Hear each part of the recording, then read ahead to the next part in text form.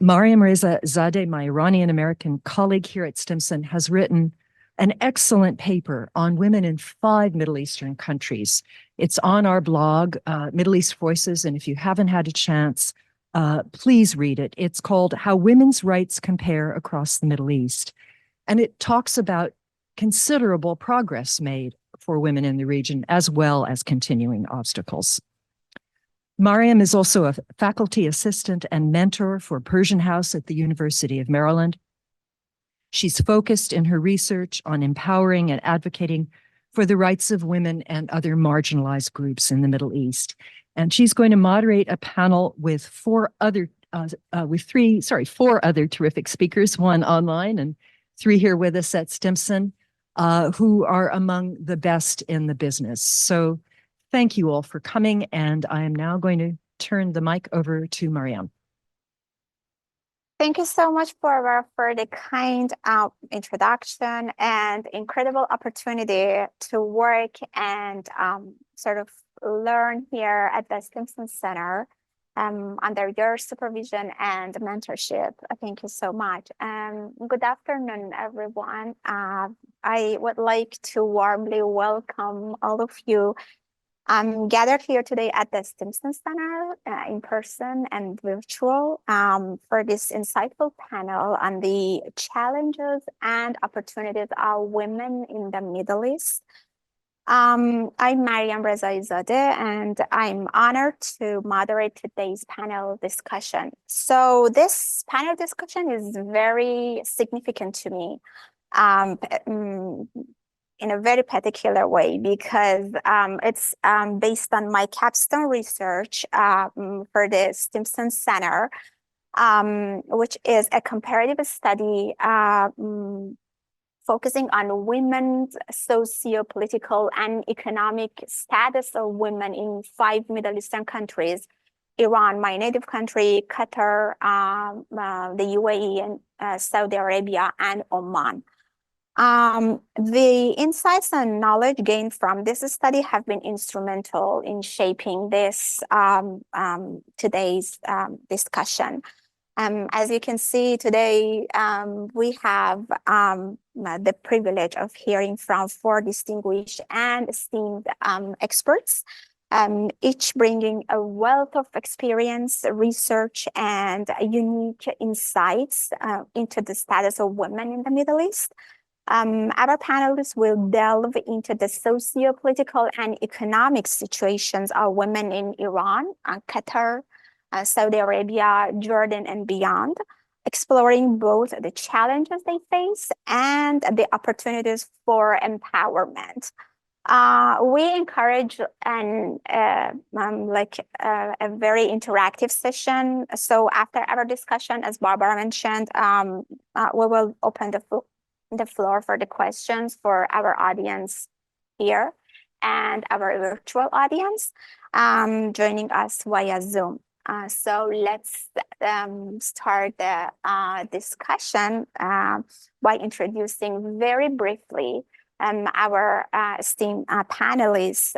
First, we have Dr. Marisa Hurma, who directs the Middle East program at the Woodrow Wilson Center, and she has led projects focused on economic development, the Syrian refugee crisis, education, youth, gender development, and on governance.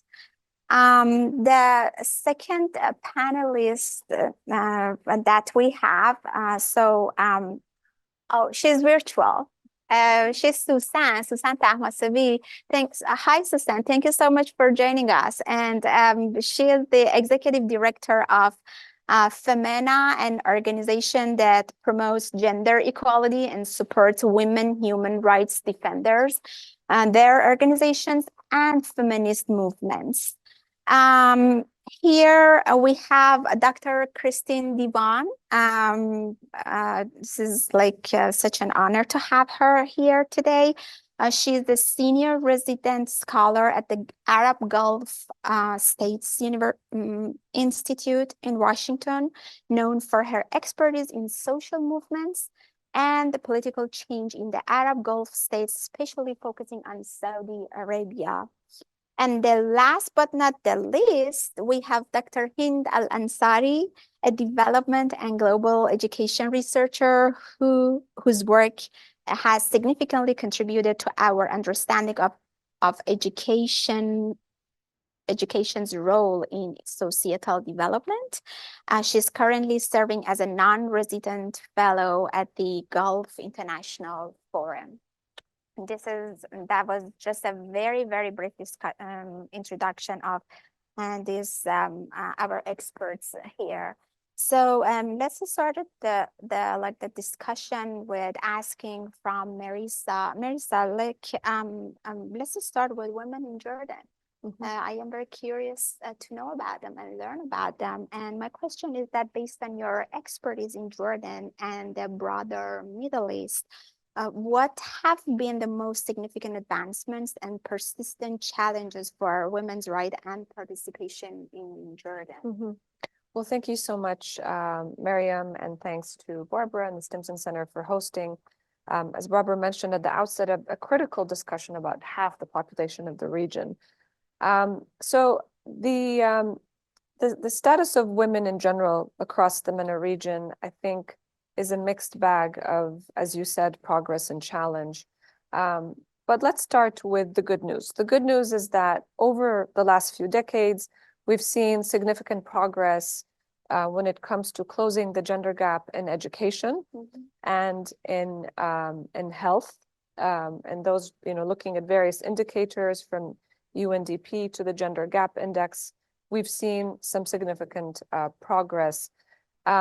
Where there is challenge and progress lacking is the economic participation as well as the political participation.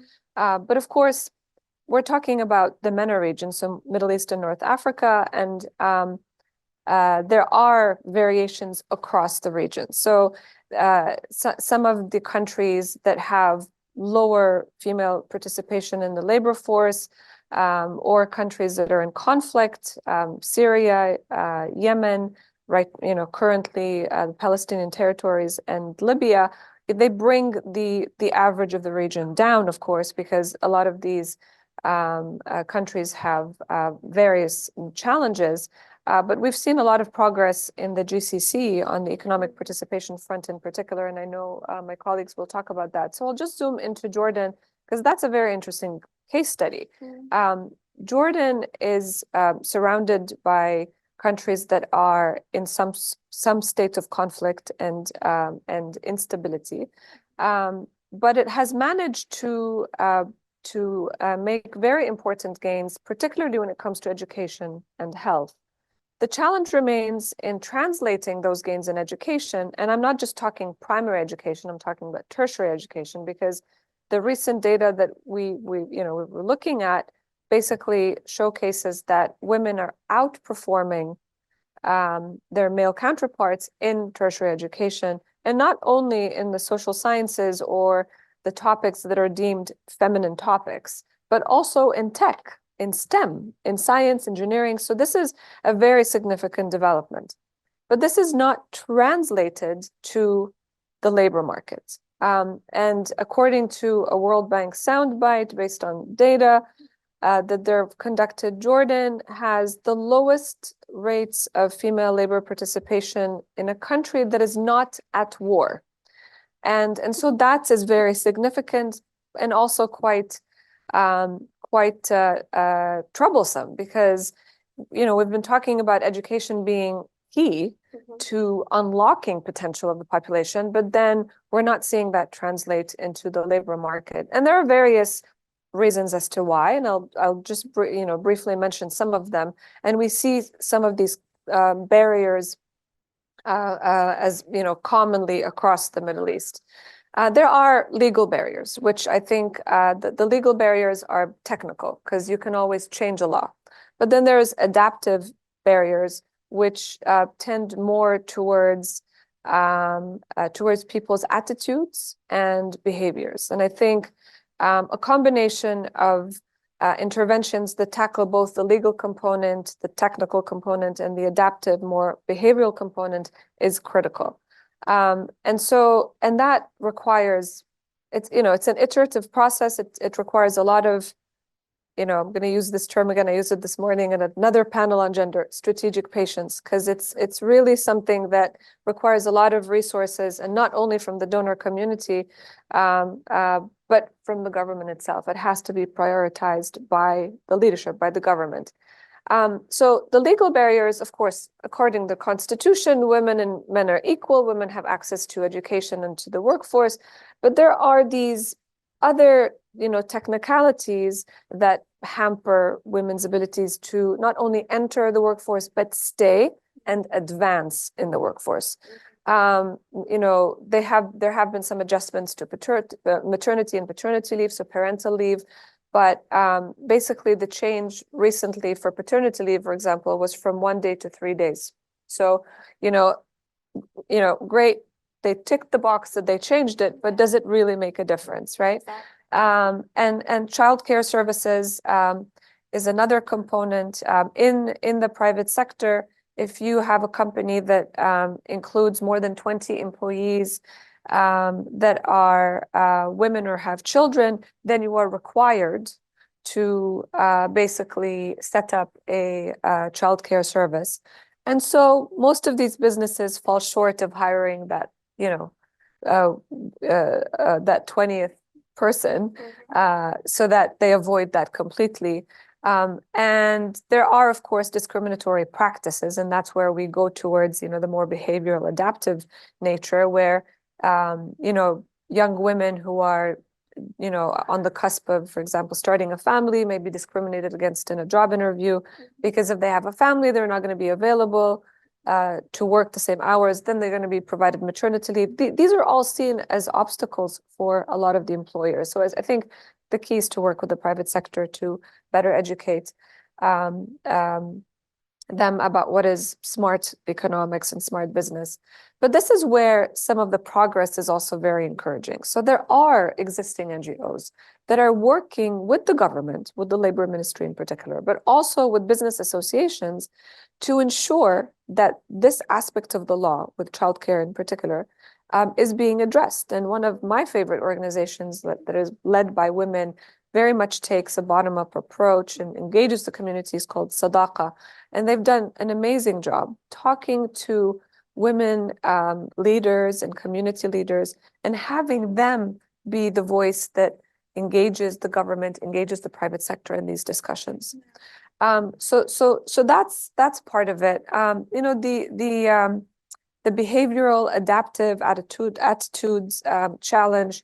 A lot of surveys showcase that, in theory, most people, most people support women's participation in the labor force. But then when they ask more granular questions about working hours, about staying late at the office, all these aspects, then you see the support dwindling.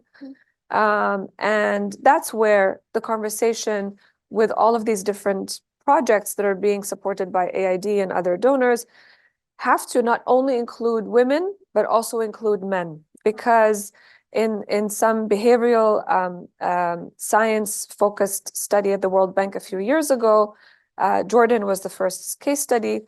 And in most cases, a woman's decision to take a job that was offered to her is not her own. It is a family decision. And by family, we mean, of course, the guardian or the male guardian is sort of making that call. And so you absolutely have to engage both men and women in these discussions. So that's where we are at. There are, of course, other ways that we can introduce more flexible hours for women, make it more sort of conducive for women to not only take a certain job, but actually lead careers, not just have a conversation about a job, right? But I think that other external factors, tend to sort of impact some of these policies. And again, it's something that the government has to prioritize, and we haven't seen it at the top of their agenda. Even though various studies of the various sectors showcased that if you are not proactively engaging women in the key sectors that are identified as growth sectors, primarily in tech. If you're not engaging women, then you're, who are already trained and educated, then you're really not going to take off. So that is key. The other part, very briefly, is the political participation part, and that is also very similar. Sort of, there's an attitude, behavioral issue about how a lot of people feel having women serve in parliament or serve in committees, but I think that's also changing because we've seen a lot of progress from the first parliamentary election I witnessed when I was a child, where there were 2 women candidates and one of them won. That was revolutionary. I mean, she was, one woman amongst, at the time it was, I think, 90 members of parliament. So that was revolutionary at the time. And now, of course, with the introduction of quotas, we have more women.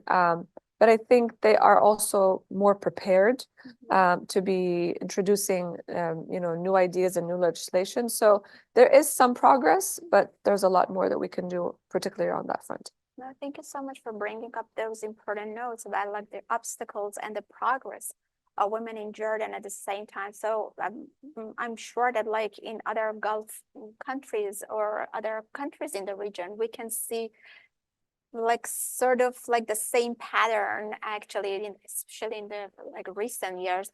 Let's Susan, my question is for you. So it's based on like what Marisa mentioned about the obstacles and challenges of women in Jordan.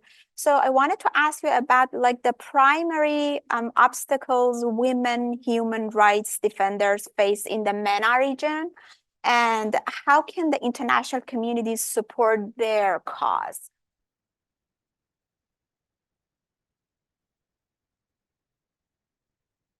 Thank you very much for this very important discussion. I appreciate being included in it and being given the opportunity to speak about women human rights defenders who really are under a lot of pressure in the region, but are really forging the path forward for women, advocating for women's rights and women's inclusion at great cost to themselves. Obviously, I think you talked and your other speakers spoke a little bit about some of the challenges in the region. Women human rights defenders working in this region face multiple barriers. Many of the women human rights defenders who set out to advocate for women's rights often start out this path by advocating for their own rights. They fight within their own families to address discrimination and to challenge their families so that they have opportunities. And then from there, they go beyond that to work for other women and to support other women and to try to change society as a whole. So the first barrier they face oftentimes is their own family. But the context in which they work is extremely difficult. And I think it's important to recognize that. I mean, the majority of the countries in this region, probably all of them now, are dealing with some level or some extreme level of authoritarianism that limits the work of civil society, and particularly women, because when they enter this field, they also face a range of discrimination. So families are often not even supportive of them.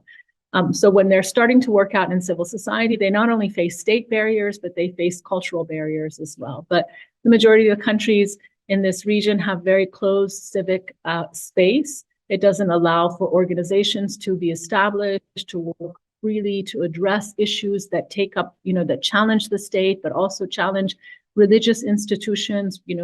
So when women human rights defenders are talking about women's issues, they're not only challenging the state, but they're also challenging their communities and religious institutions as well. So they face extra pressure in that sense. There's very little freedom of press.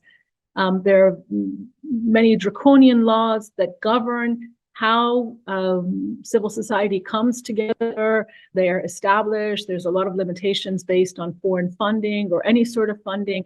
And we see in places like Saudi Arabia now that women who speak up in support of other women who've been arrested, they're getting 35 years in prison. So we have this kind of backlash in those authoritarian states. And of course, my country, Iran, has, women human rights defenders have suffered for a long time because of their activism. They serve years and years in prison.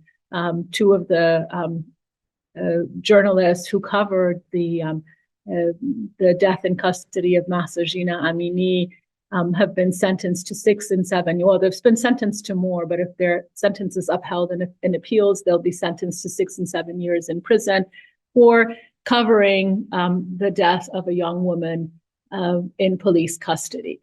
And I think this is pretty common across the region, but there are other serious, maybe more serious justice challenges that women human rights defenders face in this region. This region is one of the most militarized regions in the world. And, there's either overt conflict or there's some level of extreme control of military over society, so there's internal conflict, there's conflict with other countries. And then we have cases like Palestine, where there's military occupation. And I think it's really important that if we have events on the Middle East region, and we're going to start out by talking about October 7th, we should really backtrack and talk about the suffering that Palestinian, and especially Palestinian women have gone through for 75 years, and especially the last 16 years where Gaza has been under siege. So this is an incredibly difficult environment in which women human rights defenders operate. There's also growth of religious fundamentalisms in the region that challenge not only the status of women, but the work that women human rights defenders and anyone that's advocating for rights is doing.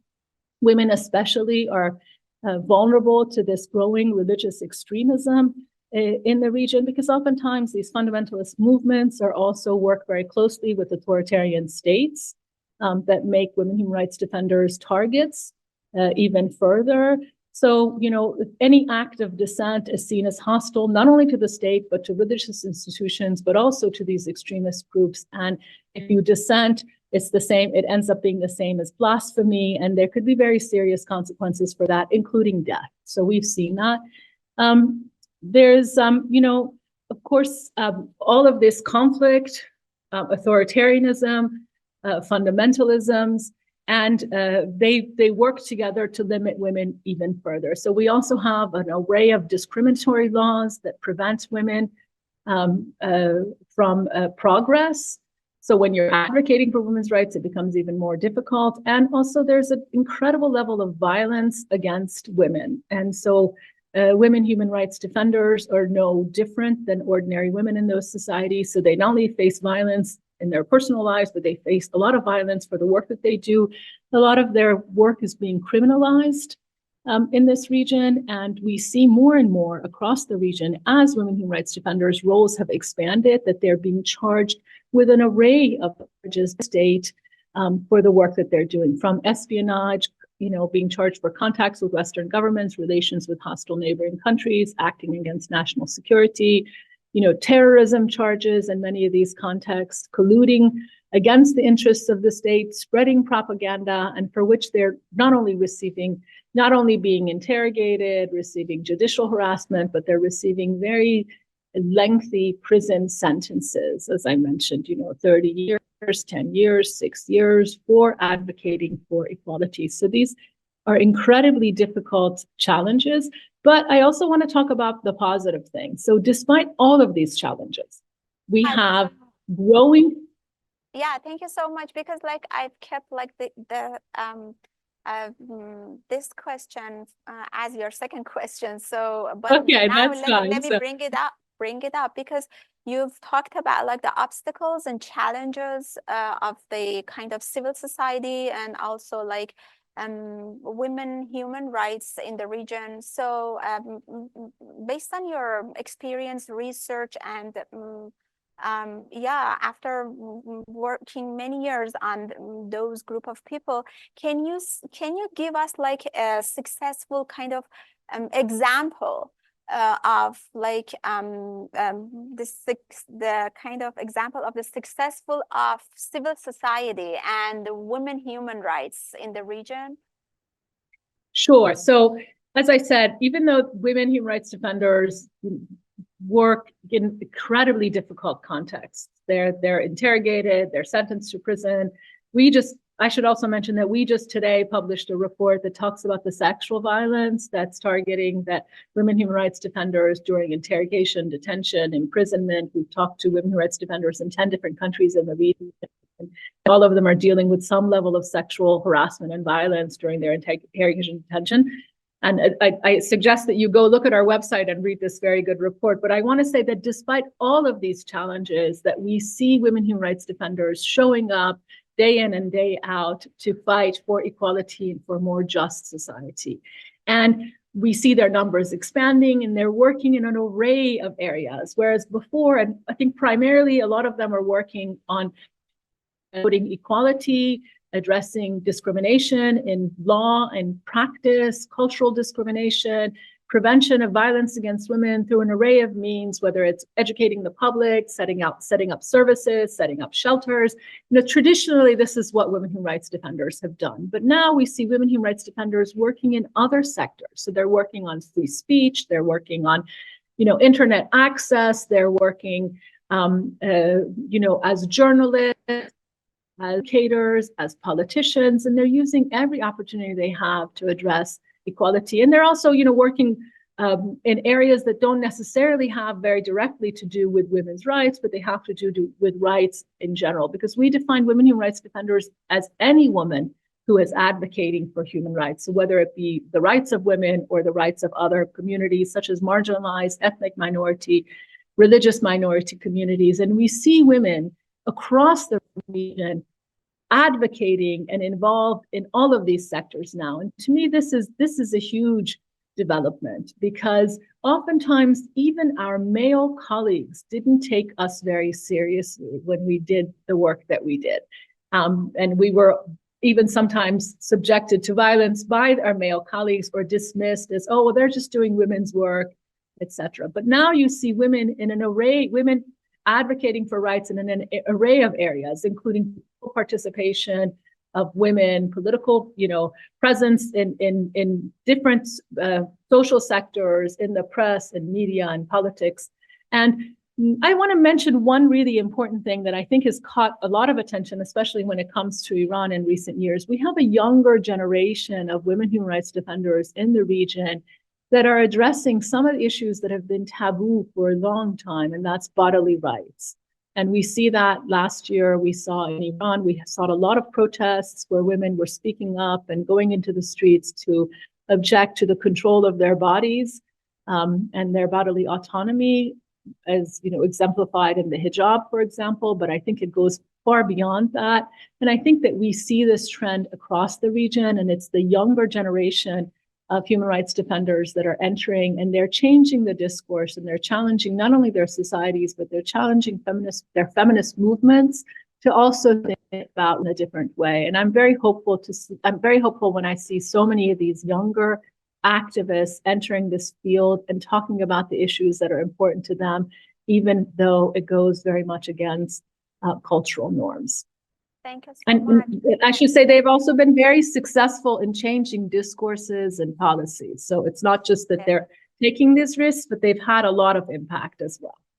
Exactly, like in the realm of policy and politics, yes, we will see like those progress, but I will see like that progress in families, and like even like in a small scope of like the society, we can see those progress, which is very like I'm very optimistic to that. I know they are baby steps, but I really appreciate that, and I'm very optimistic to see more from like civil society, women's like kind of community, and exactly, yeah, I totally agree with you. And let's go to Dr. Deepan, and based on your tons of experience on civil society in Saudi Arabia and the Gulf countries. So my question is that, considering your focus on Saudi Arabia, how have recent reforms impacted women's social, economic, and political participation in the country? We look at the workspace. Of course, I was surprised to hear that Jordan may now be the one that has the least number of women in the workforce. Saudi Arabia was for a long, long time. That was the case in Saudi Arabia, and I'm sure a lot of us who have been to Saudi have had that experience of visiting workplaces and then needing to use a restroom, and they weren't even available, women's restrooms, because, again, women were pretty much erased from a lot of this public space. I don't want to overstate it, of course, as we see through all of these different countries, there are huge differences amongst people, and women that were more well off or educated and had families, very, very cosmopolitan families that would travel abroad would have quite a bit more freedom and freedom in their own homes. And there was always a different kind of life that was available to women within public spaces. But obviously having a public space that is completely defined by this religious order is enormously restrictive. So if we look at the changes in Saudi Arabia, then I have to say, they've been really quite mind-blowing, I think, for those of us looking at the kingdom. And they've been really enormous for political reasons, which we can discuss, and for economic reasons.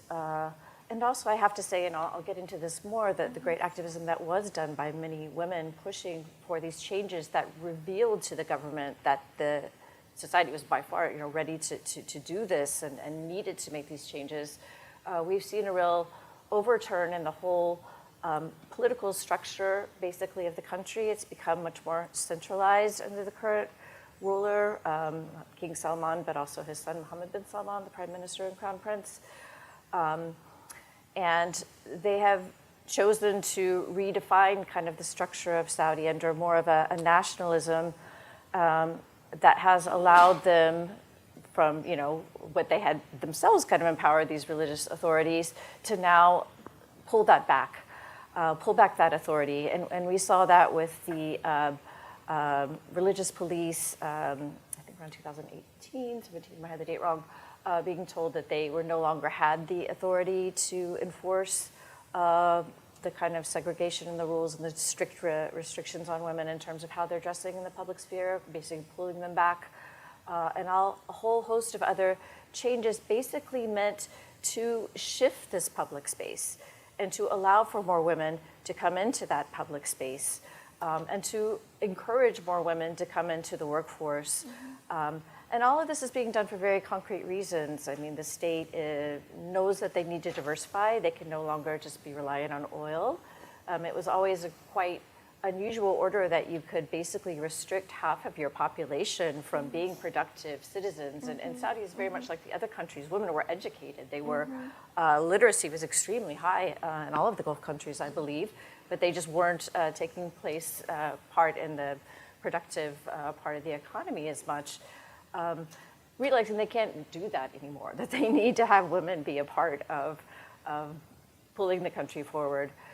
So for all of these reasons, these enormous changes have been made in the kingdom. And it has been quite striking, I mean, to see public spaces now no longer be, at least in the major cities, be so gender segregated, to encourage women to go and work. And it's one of the main things that they put at the top of the program for Vision 2030 is to bring women into the workforce.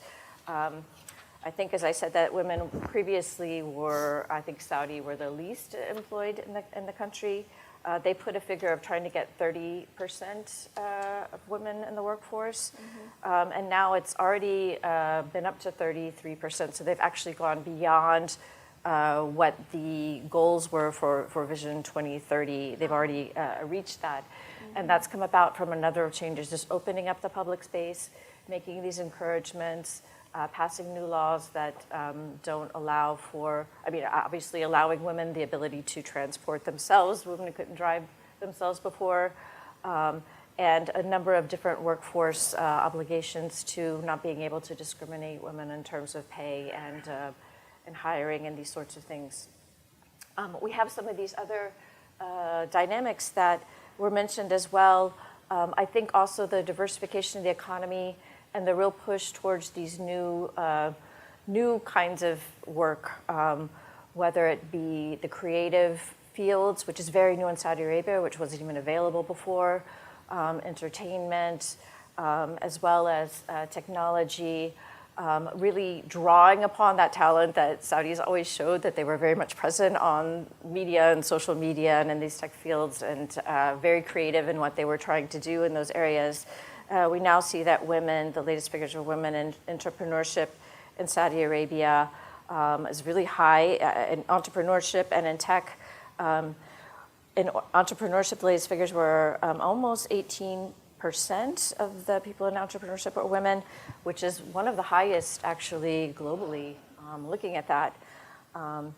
As well as in tech, women actually outrank men in tech startups, which is amazing, which I think actually speaks to this kind of encouragement of small businesses as well, and women's kind of talent and using kind of social media and stuff to launch their own businesses. Women in tech, 28%. Again, I think that's just showing the beginning of the potential as we opened up these restrictions that were there in Saudi Arabia before, really artificial restrictions, and also Saudi Arabia reaching out much more globally and trying to globally integrate in new ways that's providing a lot more of these opportunities. If we look at the public sector or political life, I'm just going to talk on the formal level right now because we're going to want to talk about Saudi Arabian politics and what women can do. But on the Shura Council, the quota has a quota set of 30 out of 150 seats. So there is a quota for having women in the Shura Council. I would say that the women, the advancements that they've been making in employment and stuff is showing up much more in the private sector actually. And if we look at prominent roles within Saudi Arabia, they're still really lacking. We've had a couple women, Shihana Al-Azaz, the Deputy Secretary General of the Cabinet, Princess Haifa bin Mohammed Al Saud, Deputy Minister of Tourism, that have been given formal positions kind of within the cabinet, but that still seems to be something that's very difficult for the Saudi government to do. Where they have been able to do that is abroad, as we see currently our ambassador here, Princess Rima. So they have been able to kind of bring that, especially they're quite savvy in seeing that can be a very positive force for them to put women at the forefront when they're interacting abroad. But I think back home, it's still having women at this kind of elite level of power, and getting close to power is something that's touchy. And there's obviously still huge restrictions. I'll want to get into that, I think, in some of the other questions that you're asking, but it's important to recognize that this opening that's been extremely beneficial to women in public space and in the economy and in social life has come at a cost politically where it's still quite very much constrained. I mean, this is unitary power. They're looking to include, especially young people, much more in the activities of the state, but the leadership has all of the power in terms of decision making. And so the kind of opening for activism is severely restricted. So we might want to talk about that. But Kirsten, so based on thank you so much for giving us that useful information and like data, numbers, things like that. But so based on like the Vision 20, based on the promising and kind of ambitious Vision 2030, so we still have time. Can we still be kind of optimistic to see like a kind of a trend sort of, and the emerging trend in women's activism, and they're more influenced in socio-political and economic landscape? Can we be optimistic, or? I mean, I'm optimistic in the trend lines for women's participation, for empowerment of them within their jobs. We've seen some shifts in the legal area as well that we can talk about. There's definitely room to start to get around some of these discrepancies, because I think the shifts, although they're done, and again, this is always the issue, there are being shifts done at the formal level, but I think Saudi Arabia, even more than some other states, that's not going to be reflected necessarily in families at all, and I think that's still very much the case in Saudi Arabia. So there'll be plenty of room that as the norms in the state are shifting on this public level for, basically over time for those to take more root and to see advancement in all of these areas, whether in the social fields and economic fields. I'm personally not optimistic at all in terms of the political area. I think there's probably limited space for kind of arguing often against the state, because interestingly, Saudi Arabia and Mohammed bin Salman has kind of set himself up as somebody who wants to reform the state and is kind of above the state. So that kind of older practices, it gives you a little bit of space, but at least to not be shot down on what you're trying to do. The kind of changes need to be framed within kind of the rhetoric of the leadership. Like you're being supportive of the leadership and hoping, we're seeing this. So I think there's kind of space for that. We can talk about kind of what has happened to the activists and a lot of the women who have led this kind of thing, but it hasn't been, though I think we can see huge progress in the returns of what we've seen in Saudi Arabia, that we should be, enormously grateful to them for these changes. They definitely have not been given the space to continue in their activism within the state, and even abroad. We can talk about the difficulties there. Yeah, so sorry to hear that. But yeah, so I want to to bring all these points and questions and uncertainties, things like that, to Hind from Qatar, an expert in Qatar. So based on my research, I found something interesting about Qatari women as their level of literacy, they have entered prominent roles in the society, things like that, which is very fascinating compared to other kind of Gulf countries, especially my country, Iran. So actually, I know that Iran is under kind of very specific situation, economic sanctions, things like that. I have to mention that. So, but my question is that in your extensive research on Qatari women, how have recent social and political changes in Qatar impacted women's roles and rights? And how much of this is true, and how much of them is just a showcase, not true? Fair enough, and thank you for your question. I feel like what I have to say really overlaps with what the rest of the panelists have to say, just because the region, commonly speaking, has a lot of overlapping cultural elements. We generally function through the same religious framework, the same socio-cultural framework. So, but in terms of women empowerment in Qatar, I have to say, it's something that we truly take pride in, because not only because we have a significant number of women who are highly educated and highly achieving, competing alongside men in different fields in the economy, but also because we have come a long way to be where we are today in a very short period of time. Exactly. And I'm talking about the span of 80 plus years, but even more specifically, after the discovery of oil in 1939. And I can't talk about the current situation without actually attributing my successes and successes of the future generations and the ones before me to the woman who actually fought for girls' education to happen, Amna al-Jada. And before talking about Amna al-Jada, let me give you a brief context about what traditional gender roles or expectation looked like before discovery of oil. Boys were raised to become men who were breadwinners, whereas girls were raised to be mothers and housewives. So there was less emphasis on having girls to be educated and more for boys.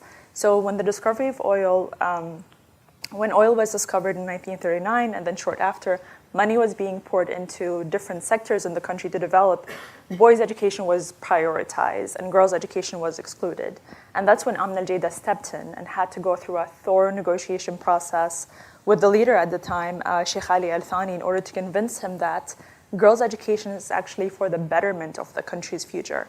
And now, because the idea was a little bit unpopular at the time, she did face backlash and opposition on a societal level, but that never really deterred her from continuing, the process of trying to convince him. And eventually, she succeeded. And in 1958, the very first school for girls opened, and it was named after her, the School of Amna al-Jada for Girls. And so basically, the reason why I mention Amna al-Jada is not because of her inspiring story, but also because a lot of the times it took a woman or a group of women to become trailblazers in order to normalize certain practices or normalize certain opportunities that were kind of considered unprecedented or new for the society, especially that the country was becoming extremely modernized at a very fast pace, as money was being poured into like different sectors. So it was kind of a shock, or something kind of foreign or new for the society to take in and see women, being empowered, becoming doctors, becoming engineers over the years, becoming all that. But you really needed a group of women to normalize it at a societal level and to change society's perception. And that's why I like to call them trailblazers, because it's normal to face opposition in the beginning. But now everything is pretty much normalized in a lot of senses. I mean, engineering, for example, was considered mainly male-dominated, and girls did not have the ability to study engineering at the National University before the engineering school was open for women before 2000. But then once that happened, a group of women enrolled, and now we have a tremendous amount of women competing in the field of engineering. And I think if I can go back a little bit about, how women were daring, were challenging traditional norms, what they can and cannot do.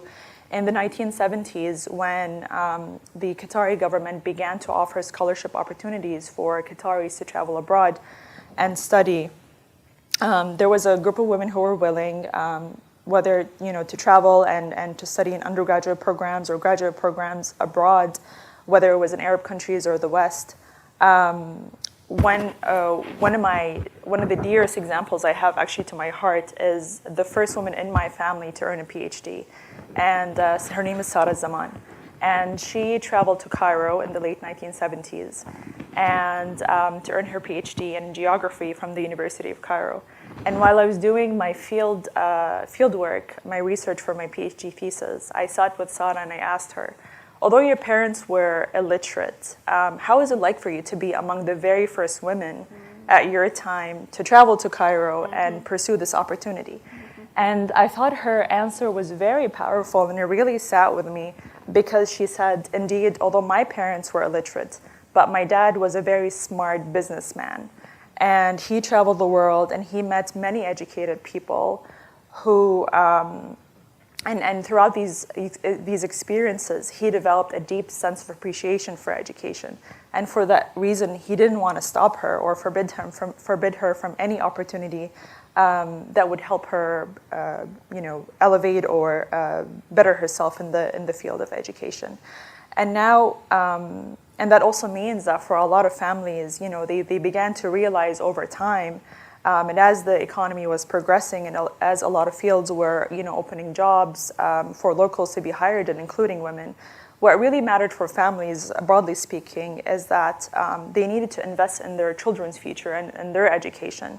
And because that would help them improve their merit in the future and develop their survival mechanisms as the economy evolves. So fast forward to our day today, over the last 20 years, we have seen tremendous political will to further expand women's participation across different fields. So as I said, like engineering and politics and banking, and all of it, we do have women competing alongside men.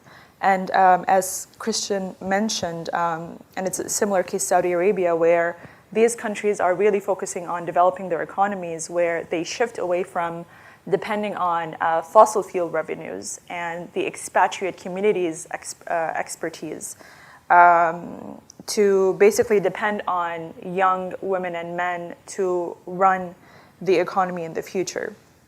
And you can't do it with half of the population. You really need women to take part across different fields and positions. Mm-hmm. Very interesting. So let me follow up my next question to you, with you, Hind, about when we see Qatar in the region, so it has a very kind of advanced economy in the region. So in diplomacy, this country is doing an amazing job. It's very great. So as we see, but we can still see the challenges for women, to be active, to be engaged, to be to be acknowledged and recognized in the society. I can see that, but. Can you tell me a little bit about the the key challenges and opportunities you will see for women empowerment and education in Qatar today, with all those success stories that the government of Qatar has been achieved? Yeah, I think in terms of challenges, we still have a long way to go. Women are still treated as minors, unfortunately. And because, and this is something Marissa mentioned earlier, because we're family-oriented societies or communal-based society, decisions are not made autonomously, and they're made through the family and through the parents, especially big decisions. So if a woman comes from a traditional family or a more conservative family, if they deem her decision or whatever it is that she wants to attain or have access to, whether it's an education, marriage, travel, career, any of that, if they deem it to be inappropriate or socially unacceptable, then she cannot have access to whatever it is that she wants to attain. So in that sense, she will have to adjust her decision or her career path, whatever it is, to what they deem to be appropriate or inappropriate or acceptable.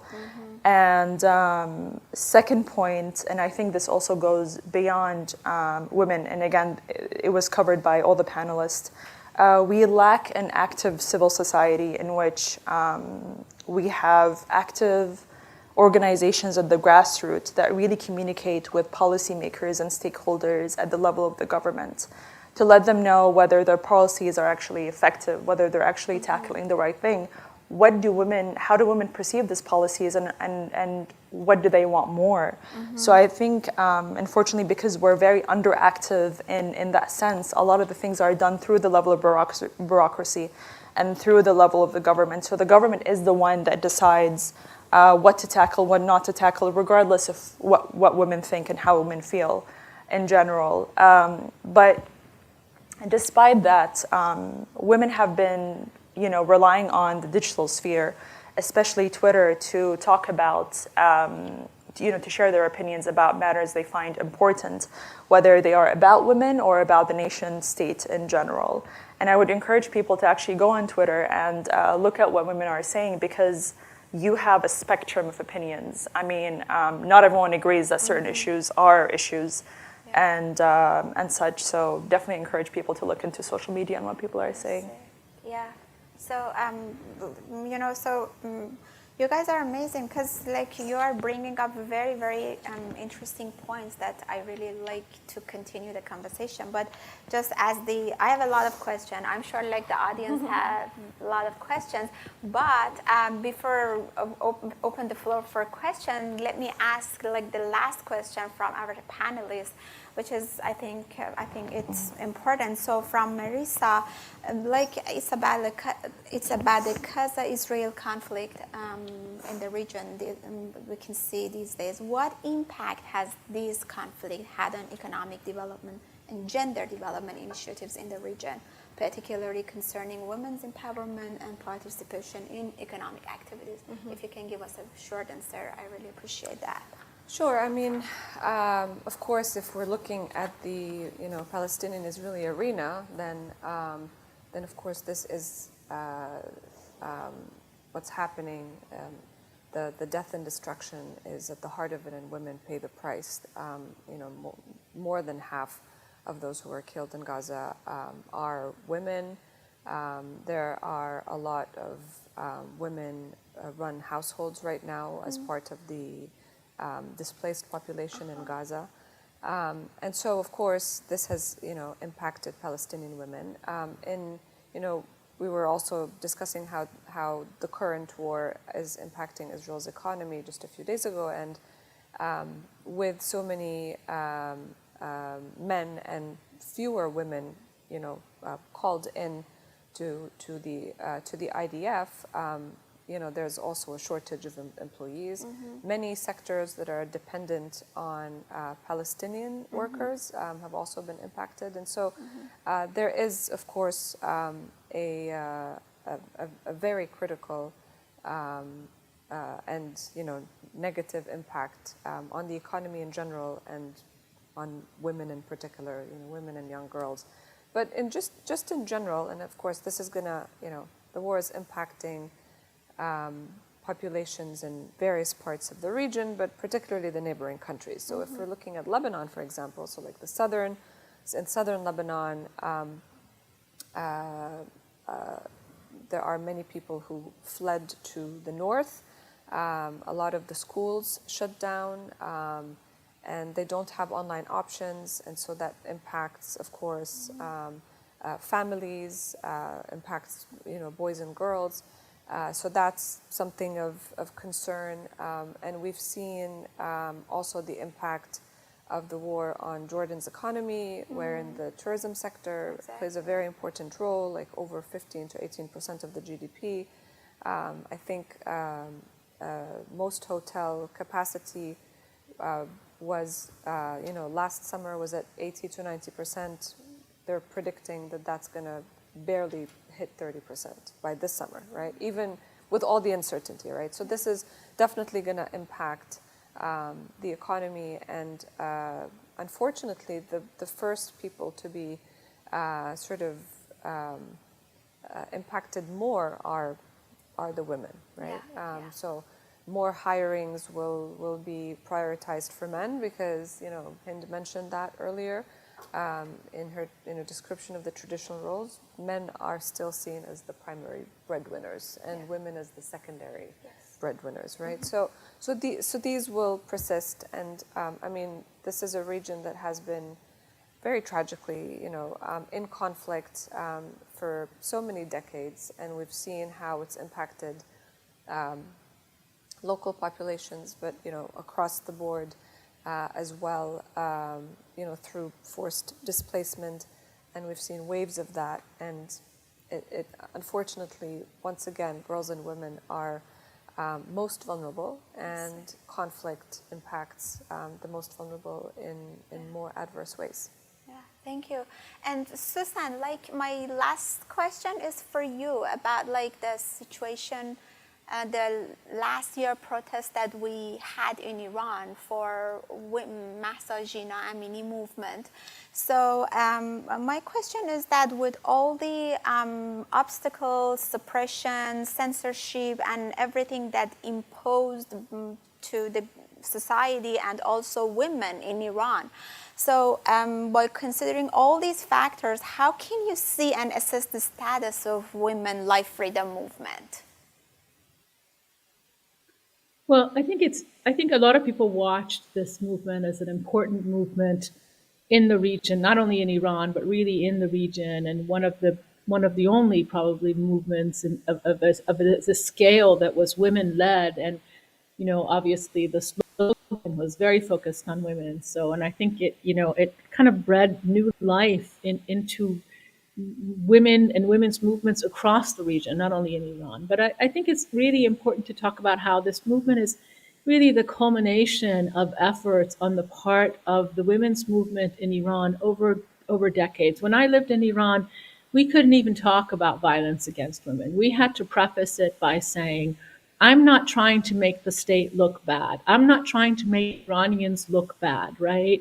When we talked about embedded discrimination in the law, people wouldn't believe us, men and women alike, that they wouldn't believe the level of discrimination in the law. And so this is the result of women paying a very high price to educate an Iranian public.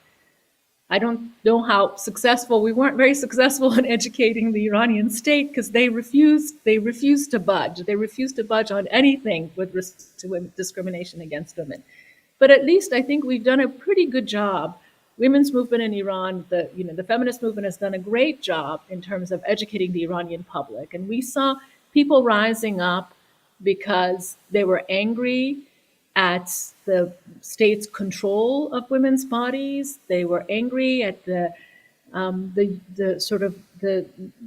killing of Mahsa Jina Amini for such a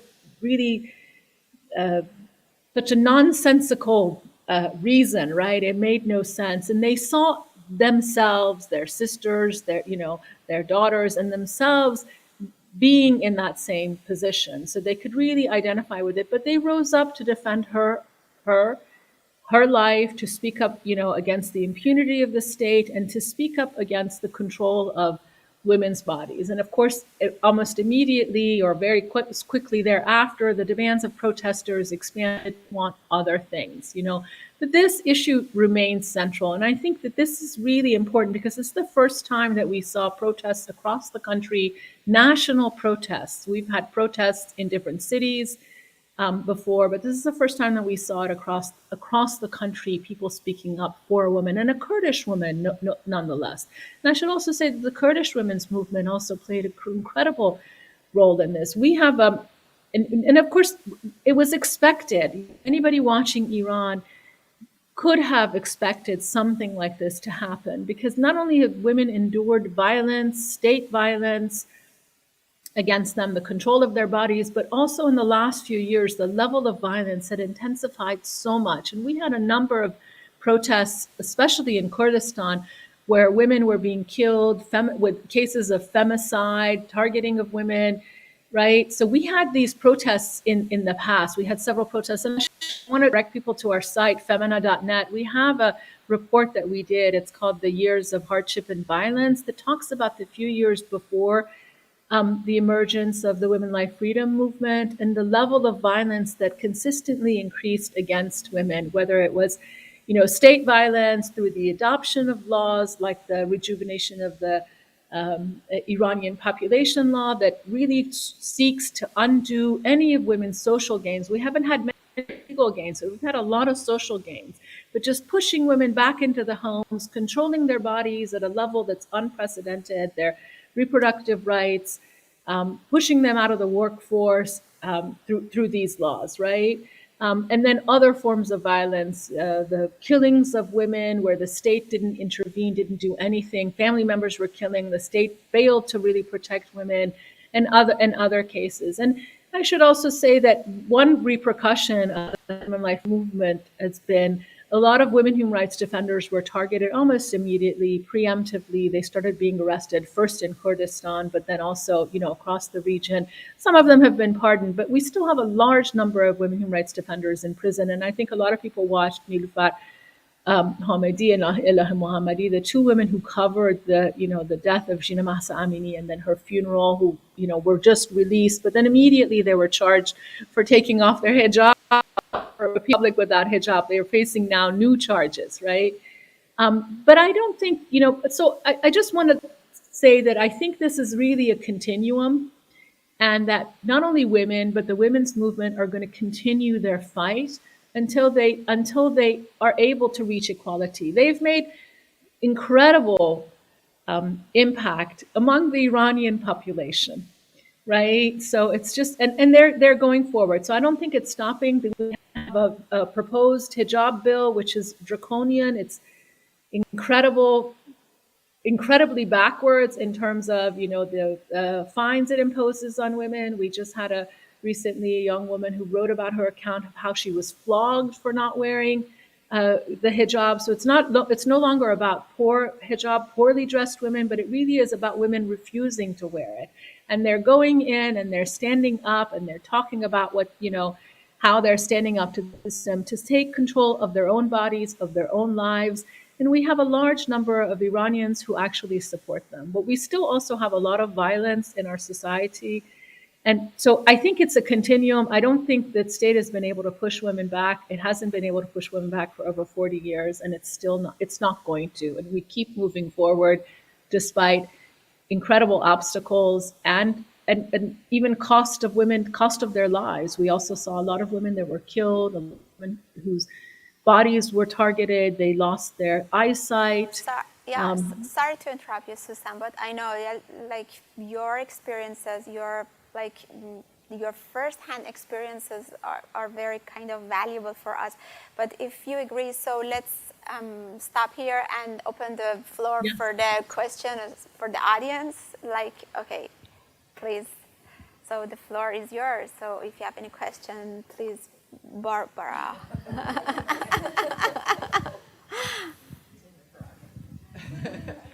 Using my prerogative. Thank you, guys. What an amazing discussion. I've already learned a lot. A question for all of you, or whoever wants to take it, and that is about birth rates. We've seen traditionally in the West that as women become more educated, they have fewer children. Is that also the case in pretty much all the countries in the region, or are there still places where women are having 5, 6, 7 children? Thanks. May I jump in? Please. Thank you for bringing this up, because this is a very important factor.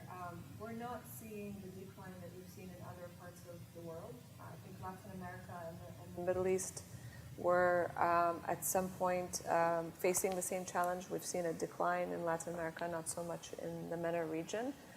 And I want to bring this back to one of the points that Suzanne mentioned earlier, which is the rise of religious fundamentalism, because in many instances, you know, and of course the legal system, like family law is enshrined in religious Islamic jurisprudence and Sharia.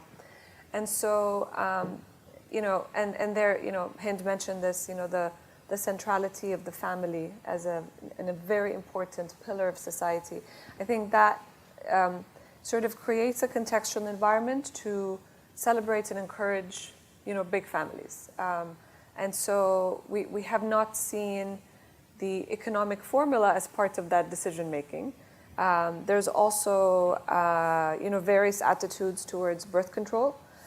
Because people turn to religious figures to answer these questions, not health officials or, you know, doctors, etc. So it's been, I think, a challenge for governments to relay these messages, but that's certainly something that we have not seen.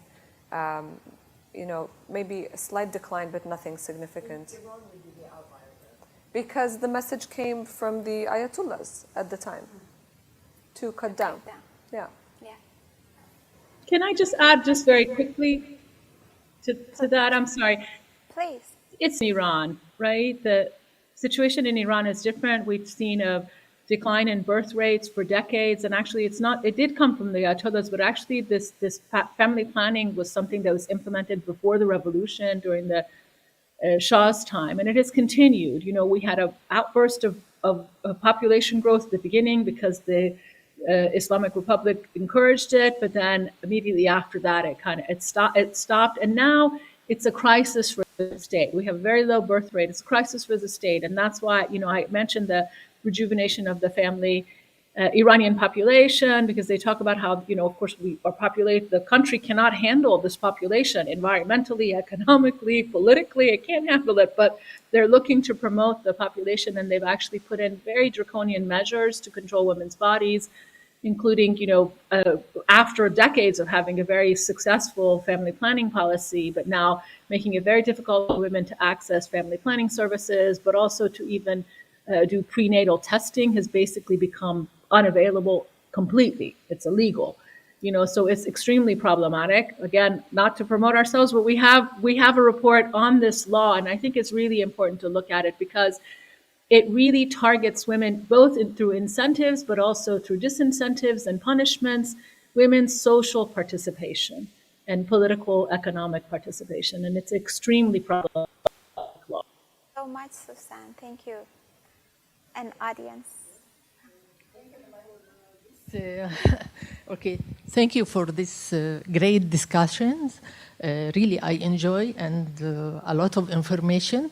Thank you also to mention about the Palestinian women, especially under these harsh conditions, not because of the war, Gaza war, but before there is siege and there is occupation, but now it's miserable.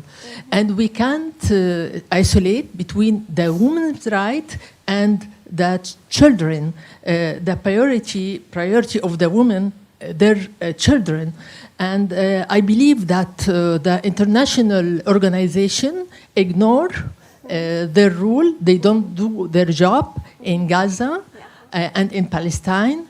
So I wonder how can we focus in this issue? How can we let this organization to do their job to help Palestinian women you know, they have a lot of challenge, especially now.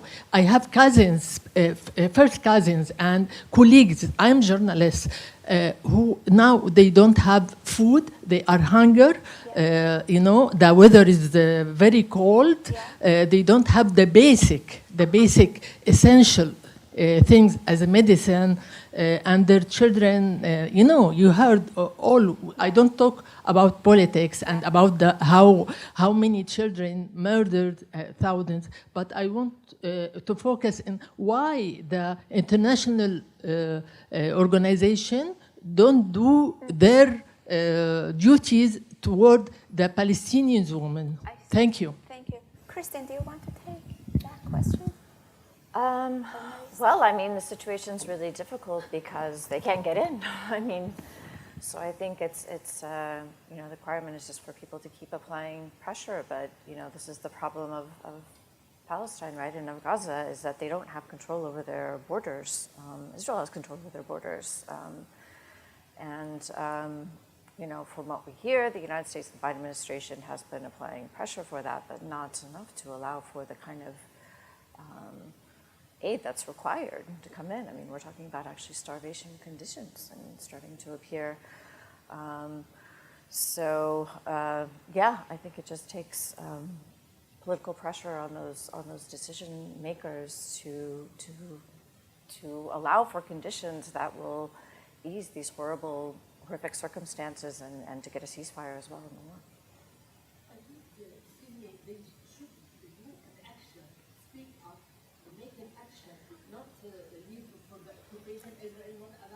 Yeah. But I think many of them are. I mean, I've heard the head of the UN, I mean, the UN Secretary General speak up. I mean, he has said specifically these sorts of things and brought things, they even brought a special status when he was approaching the Security Council, I think, to try to force a vote on this, saying that the conditions are so dire, I'm going to actually speak up on this, which I think is rather rare.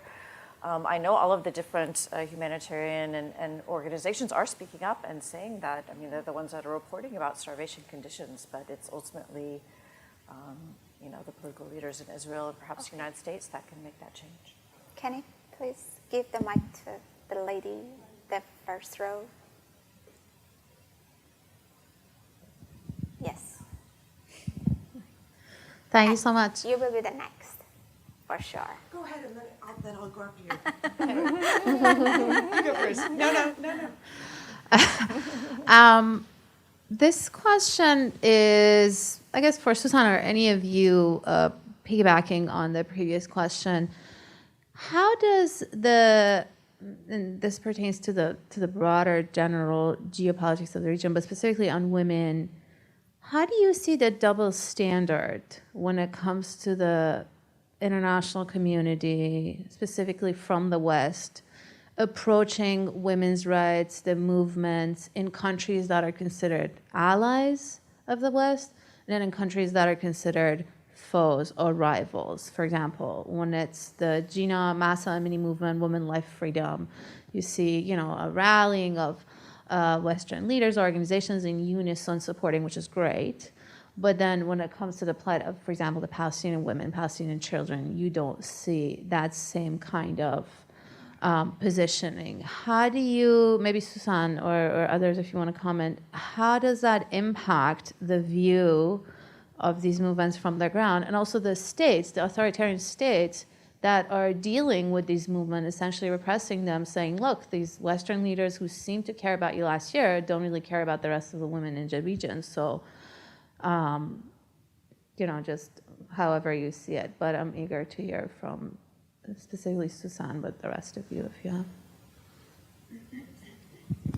Is she gonna answer? Sandra, right. Thank you for that really important question. And thank you for the previous person who asked a question about Palestine. I really think it's hard for me to go to these events. I think all we should be talking about is Palestine. That's the only thing we should be talking about. It's, you know, we've talked about double standards from kind of a different angle before, as critics of the Iranian regime, we've said, don't have double standards because it politicizes and the issue of human rights. You need to hold all governments accountable, whether they're your friends or your foes, on human rights violations. I was talking to somebody from the State Department at one point, said, oh, I love talking about Iran because we can criticize them. We can't criticize anybody else. That's ridiculous, right? But when we talk about that, then we're accused of whataboutism, that you're doing the whataboutism, or that you're being supportive, or you're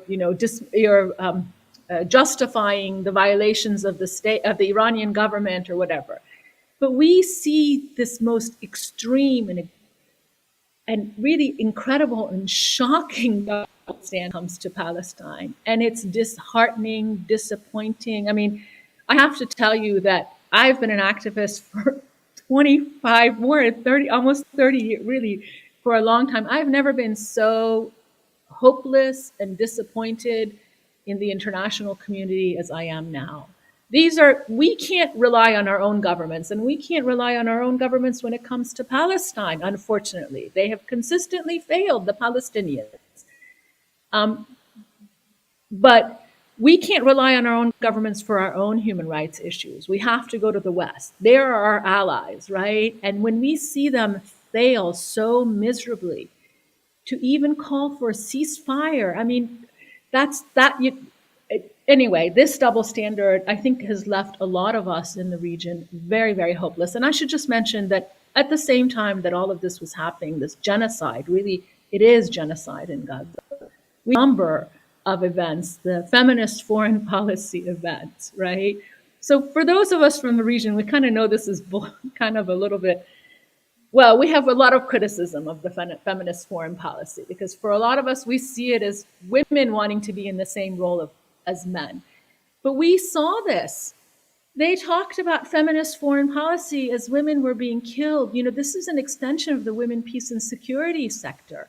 The only thing they should know about is Palestine, and none of them talked about Palestine. You had some disruptions, and people were escorted out. You had a few Syrian women in the Netherlands, you know, a Syrian woman that came up. She was talking about Syria, but she talked about Palestine. But all of this to say, I think we have a few good developments. One of them is South Africa. You know, South Africa has stepped up and has given us some hope. I think it kind of changes the dynamic in a way, because now it's not the traditional Western developed nations that are standing up for human rights. It's somebody from the global South. And I think in that respect, it is hopeful. And I think maybe we have to look outside the box for the solutions to this, is that we need to get global South allies to push against those very people who claim to support human rights, you know, just to change the paradigm, change the framework, and then also once and for all push against this double standard, which is glaring and very uncomfortable. Sorry, I took a long time to respond to that. This lady, yeah, please. Thanks for the excellent presentation, everybody. Kristen, I was so struck when you were talking, and I wanted to ask, I'm not sure if you're the right person to answer it, but will Iran feel competitive? It's also a geopolitical question, with Saudi Arabia as the crown prince disbands the religious police or reduces their authorities. I know Iran won't listen to Western powers' criticism of their imposing of the hijab law and all that, but will Iran feel compelled to try to compete with Saudi Arabia for getting more women? They're already working and stuff, but I don't know, for countering the hijab policies. Yeah. I do think, I mean, that it's definitely applied a lot more pressure on Iran. Obviously, I mean, I think people were quite used to being able to look down on Saudi Arabia in these regards, you know, but it did give sort of Iran as well sort of that space that, you know, they weren't the only one and there were these certain norms. And I think Saudi Arabia changing, definitely. I don't work on Iran as much. I'd be interested to hear the people speak on Iran. But I think across the Gulf, I've seen that where, you know, people are saying, well, if they can do that in Saudi Arabia, we should be able to do these sorts of things in our countries too, and some of the other Gulf countries. So I think there is that sort of demonstration effect. The problem is that on the official level, you have to filter that through the politics that develop, and of course there's always space to move against it as well, right? To try to outflank. I mean, Saudi Arabia was always very good at that, at outflanking the other states in terms of we're the ones that are being the most serious on religion and by taking the most difficult positions. So I'm not the one to answer, I guess, on the Iranian politics, how it will play out. Can I ask, on the Saudi side, did the Women Life Freedom protests make the Saudis nervous? In Iran, do they like to? Yeah, I mean, I think just watching the initial movement, even the Green Movement, right, to see these kinds of things always have impact on the other states. I mean, even the '79 revolution, of course, that was what made Saudis, in fact, move the other way, was the fear of monarchies being overthrown. So I think these things always have enormous impact. And there was a lot of solidarity amongst women, for sure. I've seen women actually try to bond across those things.